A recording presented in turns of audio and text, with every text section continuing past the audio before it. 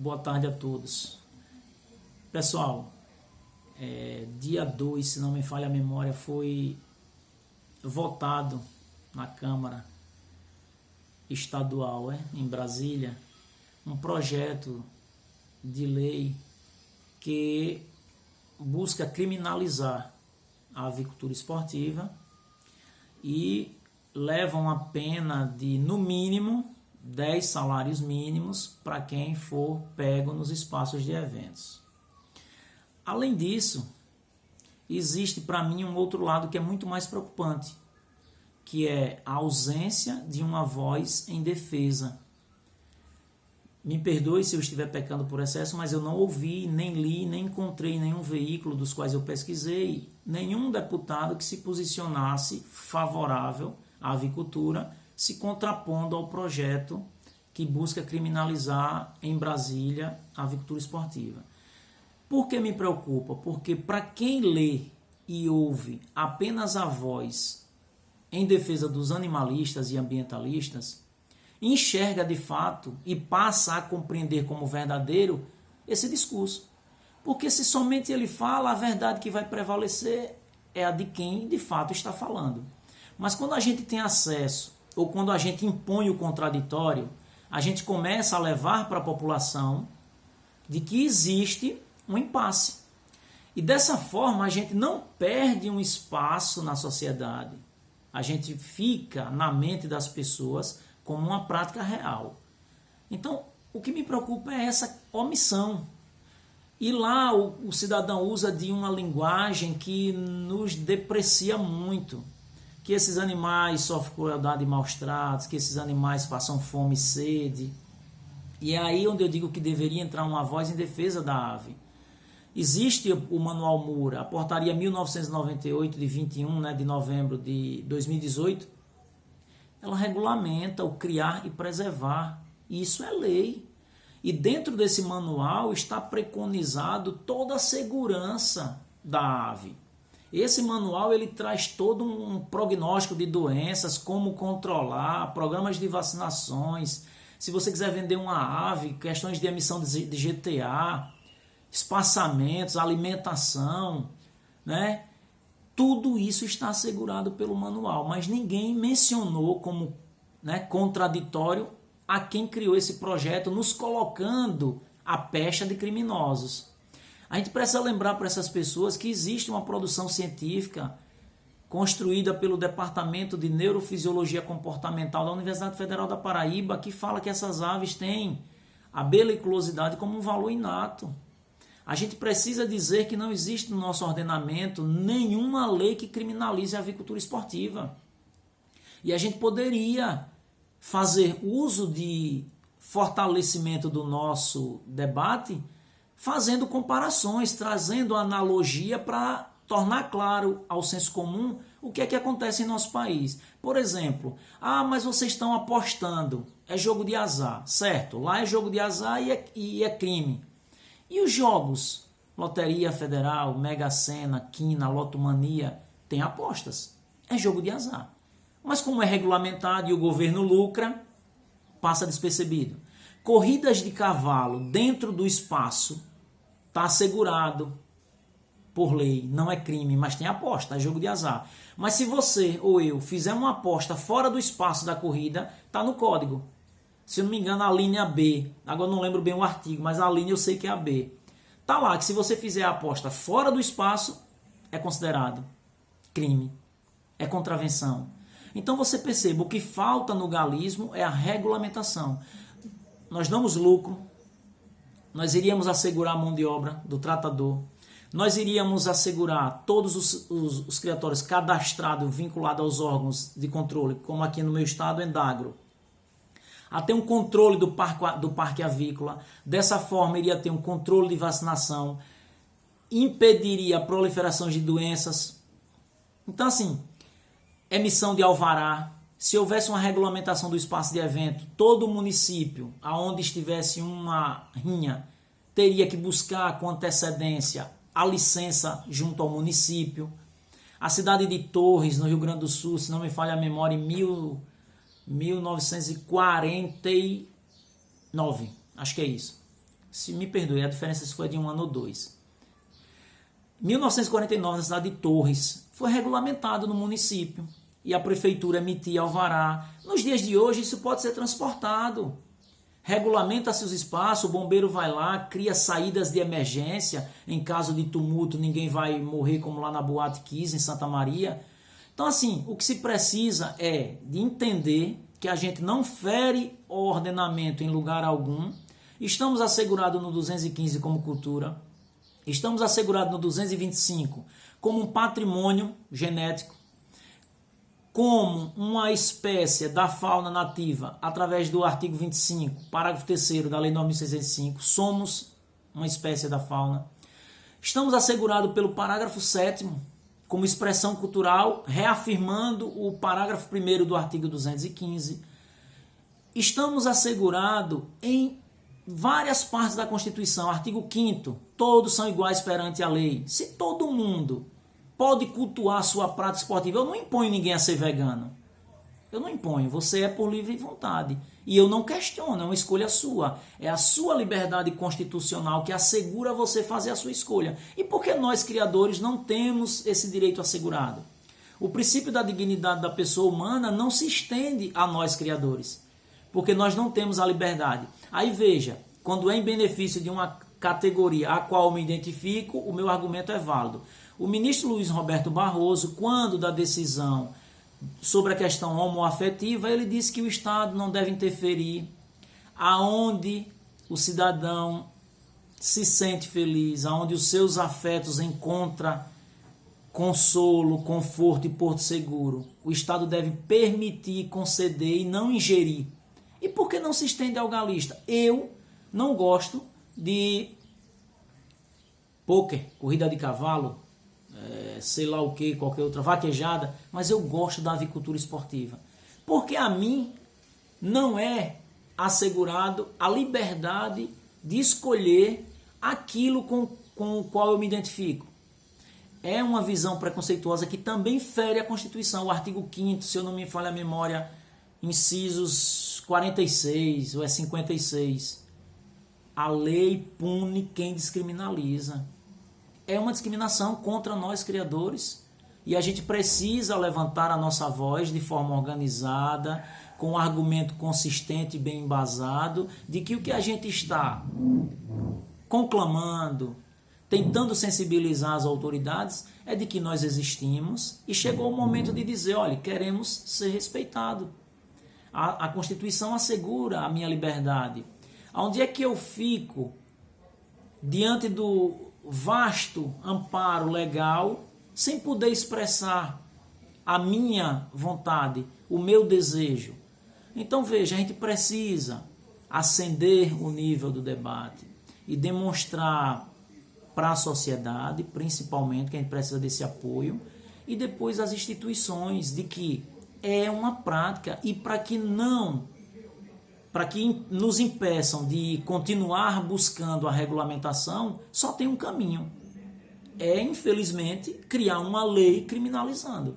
Porque como essa lei não existe, eu me sinto na obrigação de não ser um desobediente civil, muito pelo contrário, não ser um anarquista, muito pelo contrário, mas ser alguém convicto dos seus direitos, que se sente na obrigação de agir e se comportar como alguém que, conhecedor dos seus direitos, exige que ele seja cumprido. Quando eu falo sobre o novo constitucionalismo na América Latina, eu fiz alguns estudos e a gente percebe que existe essa preocupação. No nosso país está tendo algo muito preocupante.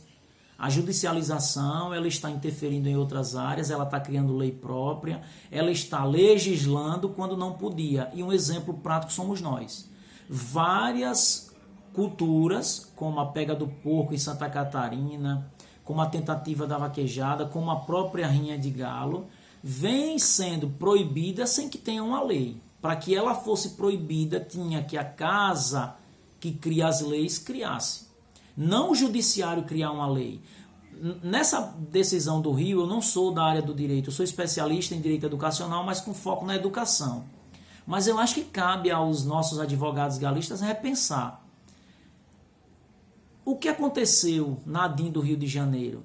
Será que não competia ao Supremo Tribunal Federal, depois da sentença, encaminhar um pedido para que a Casa Legislativa regulamentasse, ou criminalizando ou liberando, porém criando uma conduta para os criadores e não agir como agiu, com preconceito, chamando de bárbaro,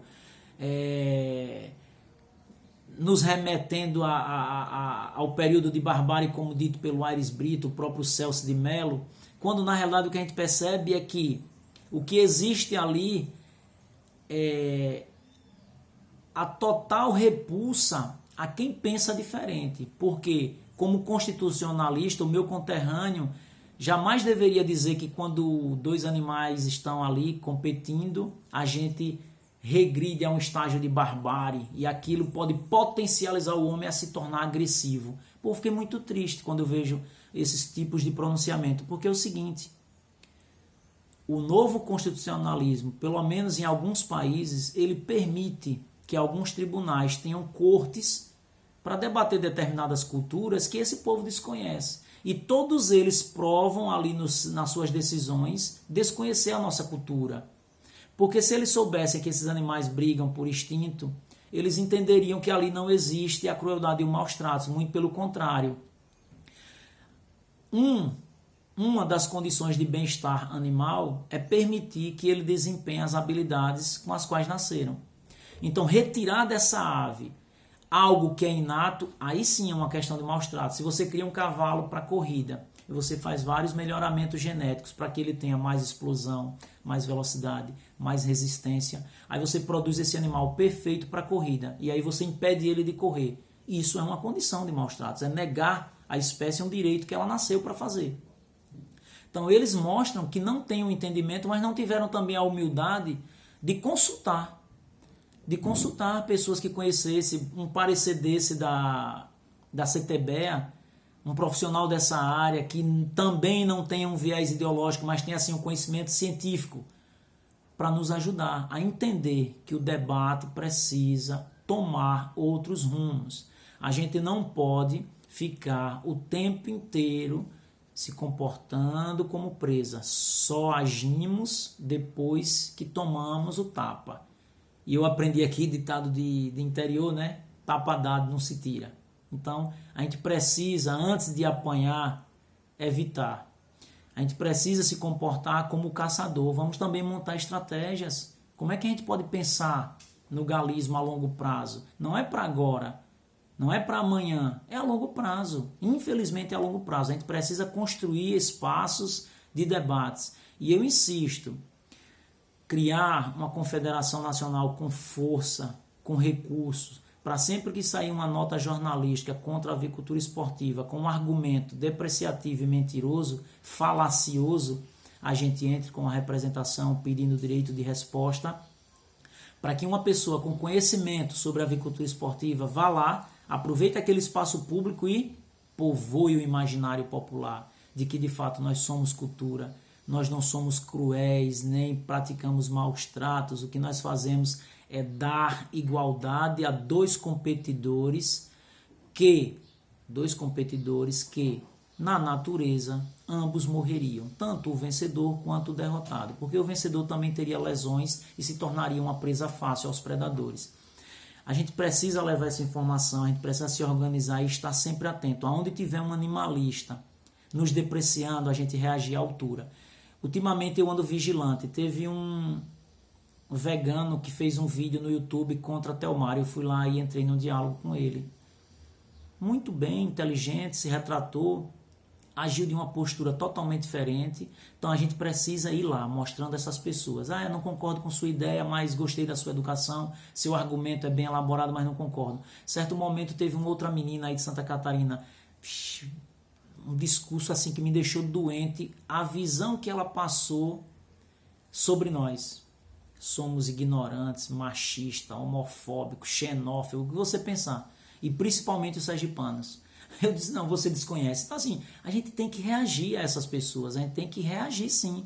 Mostrar o outro lado, apresentar o contraditório. Olha, o ministro Nelson Gria, em um parecer sobre uma decisão voltada para o esporte, ele diz assim, de forma superficial, né? Deve ser resguardado a impunidade do vencedor. Ou seja, ainda que o vencido tenha graves lesões ou venha a morrer, o vencedor, sendo resguardado a técnica, não pode ser punido. Porque ele dizia que para punir precisa existir o quê? O dolo, o ilícito.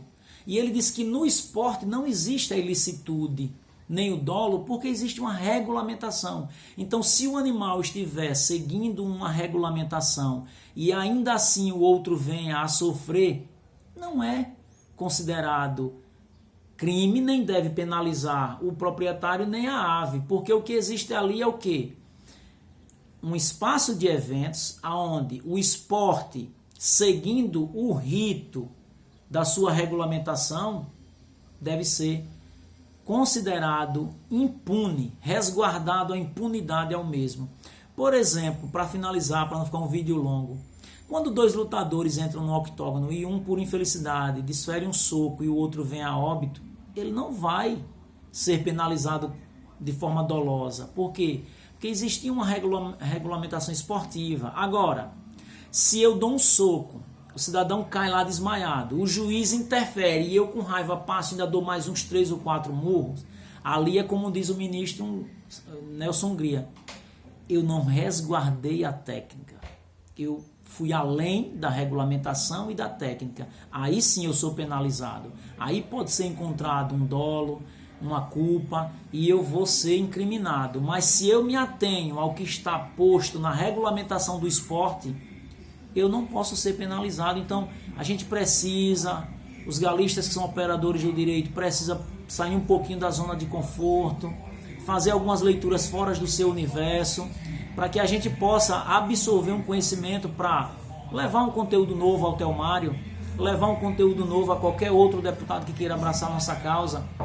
Eu não tenho nada a ver com a área do direito, mas saí da minha zona de conforto e estou buscando conhecer um pouco sobre esse universo galístico. Inclusive a menina até se recusava a reconhecer o termo galista, ela dizia, eu não conheço. A avicultura esportiva nunca ouvi falar. Ou seja, a minha área é educação e um pouco da filosofia, mas eu estou há mais de 6 meses mergulhando no direito para conhecer um pouco aonde é que eu posso, no momento oportuno, defender a minha prática esportiva com conhecimento de causa. Então vamos nos unir, vamos tentar fortalecer, integrar esse grupo para que a gente possa construir algo consolidado. E a ideia de um documentário nacional é fantástico. E reagir sempre que oportuno a qualquer matéria que seja contrária à nossa prática. Um abraço a todos.